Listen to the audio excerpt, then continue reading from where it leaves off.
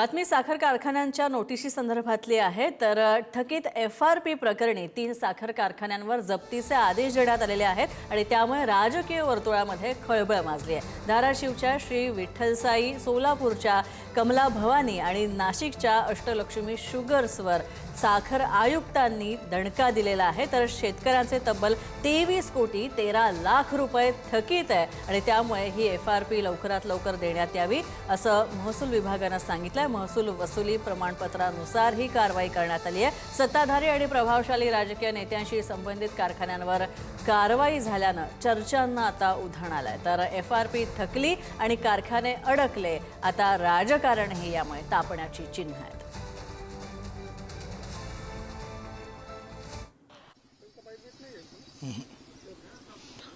राज्याचे साखर आयुक्त डॉक्टर संजय कोलते यांनी राज्यातील 3 साखर कारखान्यांना थकीत FRP प्रकरणी नोटिसा बजावलेल्या आहेत।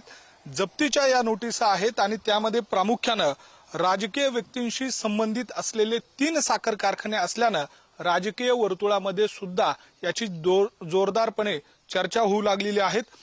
मी सध्या ज्या ठिकाणी उभा आहे तो नाशिक सहकारी साखर कारखाना लिमिटेड पळसे हा साखर कारखाना भाडे तत्वावर अष्टलक्ष्मी शुगर या कंपनीने घेतलेला आहे आणि ही कंपनी जी आहे ती शिंदेच्या शिवसेनेचे माजी खासदार हेमंत गोडसे यांच्याशी संबंधित आहेत आणि त्यांच्या या साखर कारखान्याने सुद्धा शेतकऱ्यांची जी थकीत FRP आहे ती न दिल्यामुळे त्यांच्यावर या ठिकाणी जप्तीची नोटीस बजावण्यात आलेली आहे आणि त्या सगळ्या अनुषंगाने 15% व्याजाने थकीत रकमेवर या ठिकाणी रक्कम जमा करावी अशा स्वरूपाचा उल्लेख त्यामध्ये करण्यात आलेला आहे।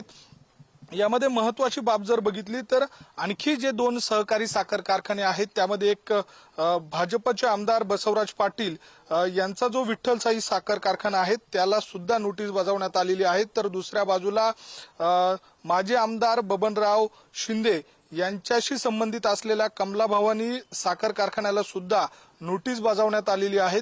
हे तिन्ही लोकप्रतिनिधी जर बघितले तर यामध्ये भाजपचे आमदार आहेत बसवराज पाटील, दुसऱ्या बाजूला माजी आमदार बबनराव शिंदे यांचे चिरंजीव सध्या आता भाजपमध्ये आहेत आणि तिसऱ्या बाजूला शिंदेच्या शिवसेनेचे असलेले माजी खासदार हेमंत गोडसे या तिघांच्या साखर कारखान्याला थकीत FRP प्रकरणी जी नोटीस बजावण्यात आलेली आहे जप्तीची, त्या अनुषंगाने राजकीय वर्तुळामध्ये चर्चा होऊ लागलेली आहे। व्हिडिओ जर्नलिस्ट मयूर बारगजेसह मी किरण ताजने, पुढारी न्यूज, पळसे, नाशिक।